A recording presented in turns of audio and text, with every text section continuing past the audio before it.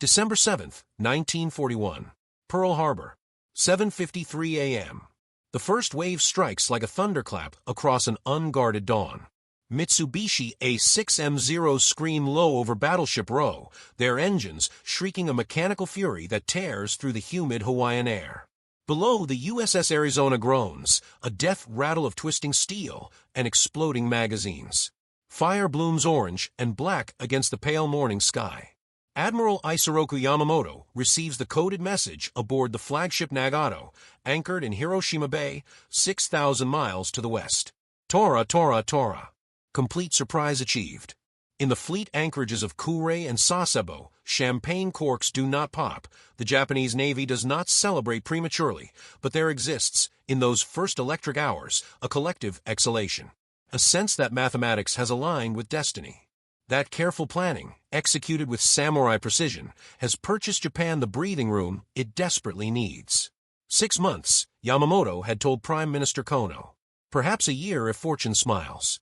A window to seize the oil fields of the Dutch East Indies, to fortify a defensive perimeter across the Pacific, to force the Americans into a negotiated settlement before their industrial colossus fully wakes. The plan is elegant. The plan is desperate. The plan is already obsolete. What the admirals charting Japan's course could not see, what their intelligence networks could not quantify, what their strategic calculus could not accommodate, was not American carriers absent from Pearl Harbor that morning. It was not even the rage those burning battleships would ignite across a continental nation. It was something more fundamental, more terrifying in its implications. It was the hum of factory floors in Detroit and Pittsburgh, the clang of riveters in shipyards from Camden to San Francisco. The vast, unglamorous, relentless machinery of American mass production, a force of nature disguised as an economy, now turning its attention from automobiles and refrigerators to the instruments of total war. The Japanese had struck the sleeping giant, yes. But they had also pulled the lever on a machine whose capacity they had catastrophically misjudged. Not because their intelligence was poor, their attaches had filed detailed reports, but because the scale defied belief. Because abundance on the American scale was not part of their conceptual vocabulary. Because warriors schooled in scarcity, in the elegant economy of limited means, could not fathom a nation that would build not hundreds but thousands of ships, not to replace losses, but to overwhelm through sheer surplus. The assembly lines were already humming before Pearl Harbor's fires were fully extinguished. But in the weeks and months following that Sunday morning, they began to roar. In Tokyo, in the wood-paneled rooms of the Naval General Staff Headquarters, the planning had been meticulous. Japan's admirals were not fools. They were some of the most sophisticated naval strategists in the world, men who had studied at the feet of Alfred Thayer Mahan, who understood force projection and logistics and the cruel mathematics of attrition warfare. They knew America was larger. They knew America was richer. Their entire strategy was predicated on this knowledge. The southern operation, the simultaneous strikes on Pearl Harbor, Malaya, the Philippines, Wake Island, was designed not to destroy American power, but to delay its application. To buy time. To create facts on the ground, or rather, facts across 10,000 miles of ocean. Admiral Yamamoto himself was under no illusions. He had lived in America, studied at Harvard, served as a naval attaché in Washington. He had driven across the American Midwest and seen the forests of oil derricks in Texas. He had walked through the automotive plants of Detroit and watched in silent awe as finished automobiles rolled off production lines every few minutes. He knew. And yet knowing, he had still concluded that Japan had no choice but to strike. That the alternative, American economic strangulation through embargo, the slow death of Japan's war machine starved of oil and steel, was unacceptable. So they would gamble. They would hit hard, fast, decisively. They would secure the resources of Southeast Asia. They would create a defensive perimeter so costly to breach that America would sue for peace. The plan assumed a short war. The plan required a short war. Everything in Japanese strategic thinking, from their logistics tail to their pilot training pipeline to their naval construction schedules, was optimized for a decisive campaign lasting months, perhaps a year. They would fight with what they had. With the carriers and battleships already built, the aircraft already in inventory, the pilots already trained. There was no depth to Japanese production. There could not be. Japan's steel production in 1941 was roughly 7 million tons. America's was 75 million. Japan's oil production was negligible, almost entirely dependent on imports, now cut off. Even coal and iron, basic industrial feedstocks, had to be stretched, hoarded, allocated with bureaucratic precision. The Japanese Empire was rich in courage, in warrior tradition, in tactical brilliance. It was catastrophically poor in almost everything else that modern industrial war demanded in bulk. But this, too, the planners thought they had accounted for. They would seize the resources. The oil of Sumatra and Borneo, the rubber of Malaya, the rice of Indochina. They would turn the greater East Asia co-prosperity sphere from propaganda into reality, a self-sufficient autarky that could sustain Japan's war machine. And critically, they would do it fast enough that America would still be mobilizing, still be building, still be months or years from bringing its full weight to bear. 6 months of running wild, Yamamoto had said. He did not say what would happen after 6 months. He did not need to. Everyone in those planning rooms understood. After 6 months, the arithmetic changed. What they did not understand was that the clock had already run out. On December 8, 1941, as Japanese forces stormed ashore in Malaya and began their lightning advance towards Singapore, the United States Maritime Commission held an emergency meeting in Washington. The commission had been established in 1936, part of Franklin Roosevelt's quiet, undeclared preparation for a war most Americans still hoped to avoid. Its mandate was simple: rebuild the American merchant marine, the unglamorous cargo vessels that would be the lifeline of any overseas war. By Pearl Harbor, the Commission had already begun designing a standardized cargo ship, cheap and quick to build. They called it the Liberty ship. An ugly thing, all straight lines and welded seams, powered by an antiquated steam engine whose design dated 1879. Slow, cramped, uncomfortable. But simple. Crucially, magnificently simple. A ship that could be built in sections by workers with minimal shipbuilding experience, in shipyards that had never launched a vessel. The first Liberty ship, SS Patrick Henry, was launched on September 27, 1941, before America was even formally at war. It took 244 days to build. By the time the Japanese were celebrating their conquest of Singapore in February 1942, American shipyards were already finding efficiencies. The average construction time dropped to 70 days. Then 50. Then 42. At the Kaiser shipyards in Richmond, California, a publicity stunt saw the SS Robert E. Peary assembled from keel to launch in 4 days and 15 hours. 4 days. To build a ship displacing 10,000 tons. The numbers beggar comprehension. In 1941, Japan launched 49 merchant ships totaling 224,000 tons. In 1942, the first full year of American war production, the United States launched 746 merchant ships totaling over 8 million tons. In 1943, the number climbed to 2,070 ships and 19 million tons. Liberty ships, Victory ships, tankers, transports.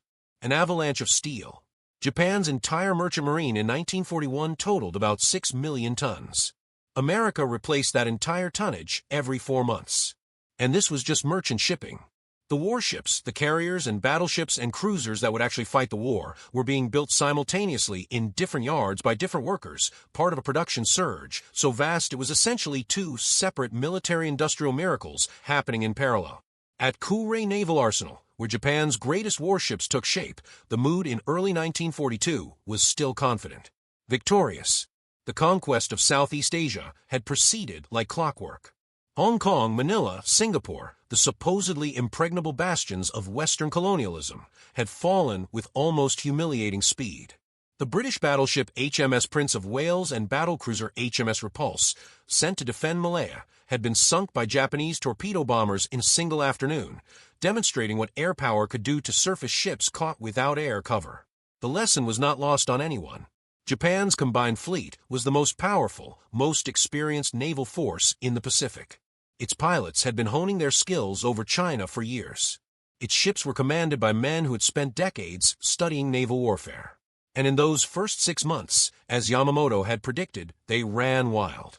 But in the workshops of Kure, the dry docks of Yokosuka, the designers and engineers were already confronting uncomfortable realities.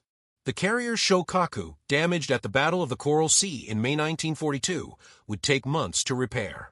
Months in dry dock, months of scarce steel and rarer skilled labor to patch holes and replace twisted frames. Months during which she could not fight. Worse was the attrition of aircraft. Zeros and Kates and Vals were being lost not just in combat, but to operational accidents, to the brutal wear of carrier operations, to the thousand small mechanical failures that plagued complex machines in tropical heat and salt air. Replacing them was agonizingly slow. Japan's aircraft production in 1942 was roughly 8,800 planes. Respectable. Impressive, even for a nation of Japan's size. America built 47,000. In 1943, Japan managed 16,000. America built 86,000. The ratios were not improving. They were getting worse. And pilots, especially pilots.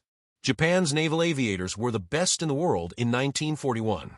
Superbly trained, superbly skilled, veterans of combat over China. The training pipeline that produced them was rigorous to the point of brutality. Only the best survived. Only the elite flew from carriers. But that same pipeline was narrow, slow, optimized for quality over quantity.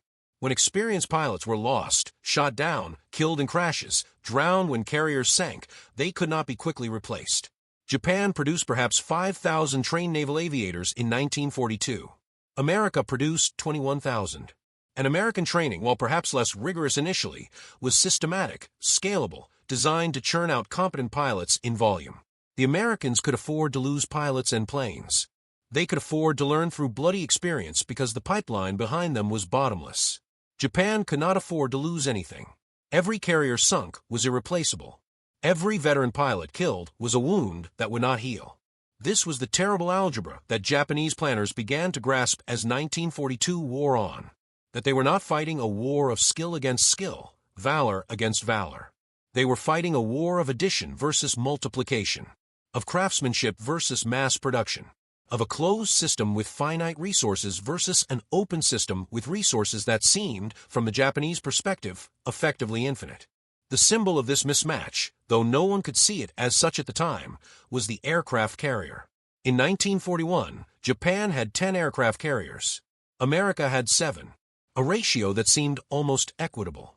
Concerning, perhaps, but not catastrophic. The Japanese carriers were excellent ships, purpose-built, well-designed. The Americans had a mix, some purpose-built fleet carriers like Enterprise and Yorktown, some older conversions. On paper, especially after Pearl Harbor's battleship losses, the forces seemed roughly balanced. Then came Midway. June 4, 1942. The turning point, though it would take years for the turn to become fully visible. Japan lost 4 fleet carriers in a single day, Akagi, Kaga, Soryu, Hiryu, along with hundreds of irreplaceable aircrews. America lost 1, Yorktown. The immediate tactical picture was devastating for Japan. The strategic picture was apocalyptic. Because 4 Japanese carriers meant 4 of the 10 carriers Japan possessed. Replacing them would take years. Japan had 2 large carriers under construction, Taiho and Shinano. Taiho would commission in March 1944. Shinano, converted from a battleship hull, would commission in November 1944. Nearly 2.5 years to replace even half the losses at Midway. And that assumed no further losses. There would be many further losses. America, meanwhile, was building carriers at a pace that defied rational comprehension. The Essex-class fleet carriers, 27,000-ton monsters each carrying 90 aircraft, were already under construction before Pearl Harbor. The first USS Essex herself would commission in December 1942, 6 months after Midway. Then Yorktown II in April 1943. Lexington II in February 1943. The Intrepid, Hornet II, Franklin, Ticonderoga, Randolph, Bunker Hill. The names rolled on like an industrial poem, a liturgy of American production. By the end of the war, the United States would commission 17 Essex-class carriers. 17. Each one larger, more capable than most of what Japan possessed. And that was just the fleet carriers. Simultaneously, American yards were also building the Independence-class light carriers, 9 ships converted from cruiser hulls and commissioned in 1943. And the escort carriers, small, slow, built on merchant hulls, designed for convoy protection and ground support. America would build over 100 escort carriers. 100. Japan would manage to convert a handful of merchant ships into auxiliary carriers, slow, vulnerable, unable to keep pace with the fleet. The disparity was not linear. It was exponential. By mid-1943, the United States was commissioning a new carrier every month. Sometimes 2. Japan's carrier fleet, by contrast, was shrinking. Losses outpaced construction. The mathematics were implacable. Admiral Yamamoto did not live to see the full horror of what he had helped set in motion. On April 18, 1943, American codebreakers intercepted details of his inspection tour of the Solomon Islands. 16P-38 Lightnings flew an intercept mission and shot down his transport over Bougainville. He was 60 years old. His death was mourned across Japan as a catastrophic loss. In truth, it made little difference. The strategic calculus he had understood all too well was already playing out. No single commander, however brilliant, could overcome the material realities of the war. And yet Japan fought on, partly because surrender was culturally unthinkable, partly because the military leadership, insulated in Tokyo, refused to accept reality, partly because there was no mechanism for stopping. The machinery of war, once set in motion, develops its own momentum. By 1945, Japan's cities were being systematically incinerated. The firebombing of Tokyo on March 9 to 10, 1945 killed over 100,000 people in a single night. More than Hiroshima, more than Nagasaki. The American blockade was complete. No merchant ships moved. No resources flowed. The home islands were isolated, starving, burning. And still the assembly lines in America continued. The war in Europe ended in May 1945. The full weight of American and British industrial production, no longer needed against Germany, turned entirely toward Japan. Plans were drawn for the invasion of the home islands, Operation Downfall, which would have involved millions of Allied troops and a naval armada that would have dwarfed D-Day. The logistics were already being assembled. The landing craft, the ammunition, the supplies. Quantities sufficient to support prolonged, bloody fighting through every city and valley of Japan. American planners projected hundreds of thousands of Allied casualties. Japanese casualties in the millions. The entire home population was being mobilized for a last-ditch defense. Civilians trained with bamboo spears. School children practiced grenade attacks. The kamikaze doctrine, born of desperation, had metastasized into national suicide cult. The atomic bombs in August 1945 were terrible, world-changing. They provided a face-saving rationale for surrender, a deus ex machina that allowed Japan's leadership to capitulate without admitting that conventional military defeat was already total and irreversible. But in a sense, the bombs were almost superfluous. Japan had lost the war in 1942 when American production hit full stride and the material imbalance became unsurmountable. The bombs were punctuation on a sentence already written. The symbol that haunts this story, the object that appears again and again in memoirs and interrogation reports and capture diaries, is not a weapon. It is a can. A simple tin can. American rations, C rations and K rations, were derided by American troops as monotonous, barely palatable, the minimum necessary to sustain life and morale. They were nevertheless miracles of industrial food production. Compact, nutritious, produced in staggering quantities. Billions of cans. American soldiers in the field ate better than Japanese soldiers in garrison. They ate better than Japanese civilians. The discovery of abandoned American supplies by starving Japanese units produced a kind of existential shock captured in diary entries. They have thrown away more food than we have seen in weeks. Even their discarded supplies are beyond our imagination. What kind of nation fights a war and leaves behind canned fruit?